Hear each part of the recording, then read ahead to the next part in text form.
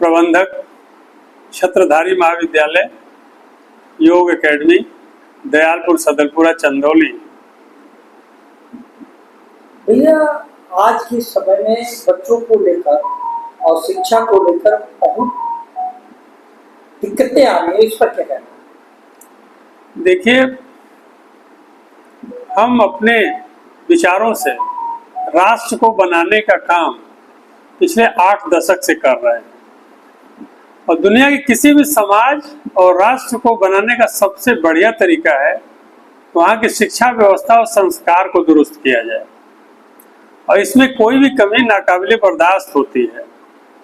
यह कहते हुए अफसोस हो रहा है कि जीवन के और राष्ट्रीय जीवन के विभिन्न क्षेत्रों में हमने अभूतपूर्व प्रगति की है, लेकिन शिक्षा पर जितना ध्यान और सुधार होना चाहिए था उसका अभाव हमें आज बहुत खल रहा है और बच्चे इसीलिए तनावग्रस्त, अवसादग्रस्त और हाथ में काम नहीं होने से तरह तरह से जीवन में परेशान हो रहे हैं। इस पर हमें गंभीरता से विचार करना पड़ेगा कि हम क्या कर सकते हैं।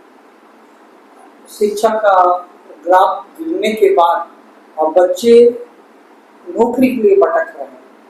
क्या भविष्य में ऐसा दिन भी आना पड़ेगा कि नौकरी समाप्त होगी? नौकरी का कांसेप्ट ही हमारे समाज और राष्ट्र में बड़ा विचित्र है। हर हाथ को काम चाहिए और काम केवल नौकरी नहीं होती है। योग्यता विकसित करने पर ध्यान जब हम कम देंगे तो हर हाथ को काम नहीं मिलेगा। कैसे मिलेगा? आदमी मजदूर बन के रह जाएगा, किसान बन के रह जाएगा। जबकि शिक्षा ही वो साधन है कि व्यक्ति के अंतर्निहित गुणों को विकसित हो जाए, कर दे और उसी विकास का उपयोग ही नौकरी कह लीजिए, जीवन को व्यस्त रखना कह लीजिए, आत्मनिर्माण और राष्ट्र निर्माण कह लीजिए, उसी से संभव है। शिक्षा में नेट देख रहे हैं, बच्चे कहते हैं कि नेट का बहुत दुरुपयोग हो रहा है और प्लस पर्चा लीक हो जा रहा है। क्या इन पर्चा और नेट में क्या मामला है? इन दोनों के बीच में क्या गैप हो रहा है? क्यों ऐसा हो जा रहा है? इसका देखिए सतही कारण, जैसे हम किसी मैदान से घास साफ करते हैं तो ऊपर से छील देते हैं, लगता है मैदान साफ हो गया और घास पुनः उगती है, समस्या हल नहीं होती। हमें जड़ में जाना होगा और जड़ क्या है?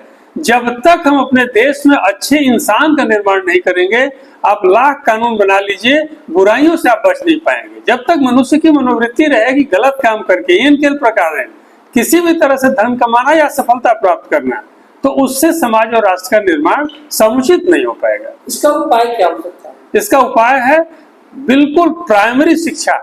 माँ पहली गुरु होती है, परिवार का संस्कार और वहाँ का माहौल ठीक रहे और प्राथमिक और माध्यमिक शिक्षा में बच्चों को केवल शिक्षित न करके ऐसे संस्कार भरे, ऐसी प्रेरणा दे वो एक अच्छा इंसान बने। और एक अच्छा इंसान, मैं एक बात कहूँ यहाँ पे बड़ी गंभीरता और जिम्मेदारी के साथ और अनुभव से, कोई व्यक्ति समाज और राष्ट्र के लिए बाद में ईमानदार होता है। जो ईमानदार होते हैं वो अपने लिए होते हैं, अपने गुणों को विकसित करने के क्रम में वो ईमानदार और संस्कारवान बनते हैं। इसका लाभ परिवार, समाज और राष्ट्र को मिलता है।